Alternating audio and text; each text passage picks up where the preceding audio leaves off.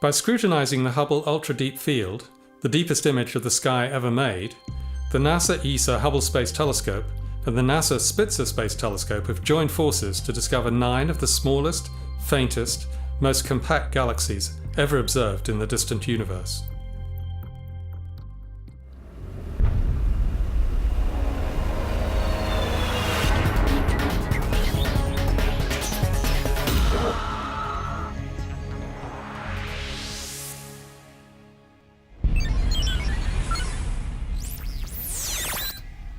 This is the Hubblecast, news and images from the NASA ESA Hubble Space Telescope.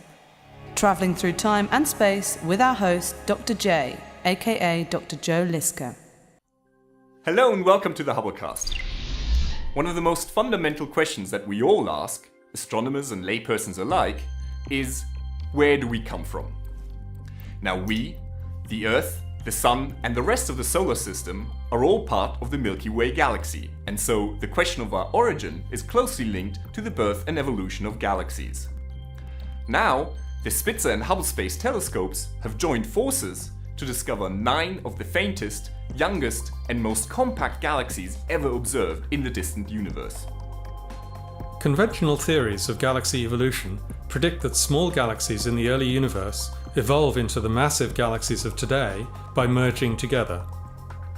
The newly found young galaxies offer important new insights into the universe's formative period, just 1 billion years after the Big Bang.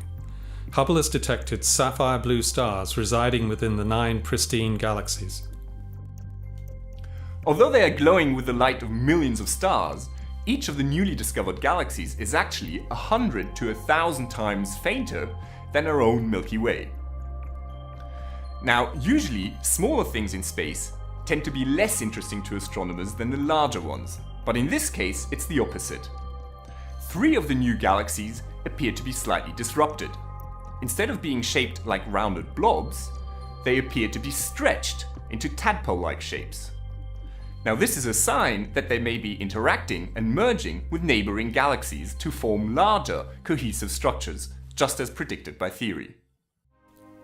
The galaxies were observed in the Hubble Ultra Deep Field with Hubble's Advanced Camera for Surveys and the Near-Infrared and Multi-Object Spectrometer, as well as Spitzer's Infrared Array Camera and the European Southern Observatory's Infrared Spectrometer and Array Camera. In today's Hubblecast, we have a special guest, Dr. Martin Kümmel from the European Hubble Group in Munich. Welcome, Martin. Hello, Dr. J.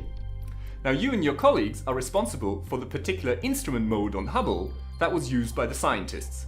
Can you tell us a little bit about that? The so-called GRISM mode in the Advanced Camera for Surveys spreads the different colors emitted by the galaxies into short trails. This is an example of such a GRISM. One can see the rainbow colors as the light is spread out. So how was that used by the scientists? Well, the analysis of these short trails allows the detection of emission from glowing hydrogen gas, giving the distance as well as an estimate of the rate at which stars are formed. But could that not be done in a different way? Finding and analyzing these small and faint galaxies at such great distances is at the very limit of the capabilities of the most powerful telescopes. The GRISMs on board Hubble are the only instruments that can make this kind of discovery. By finding these 9 tiny and exceedingly faint galaxy building blocks, we followed another branch of our galactic family tree and moved a small but important step closer to understanding our cosmic roots. We already know about the existence of much more massive and therefore considerably brighter galaxies at similarly great distances. How these monsters were assembled so quickly after the Big Bang remains a real puzzle for astronomers. But that's a story for another day. With these small galaxy building blocks, we are basically witnessing galaxy formation in action, something that is important if we want to understand our origin on a cosmic scale. This is Dr. J, signing off for the Hubblecast. Once again, nature has surprised us beyond our wildest imagination.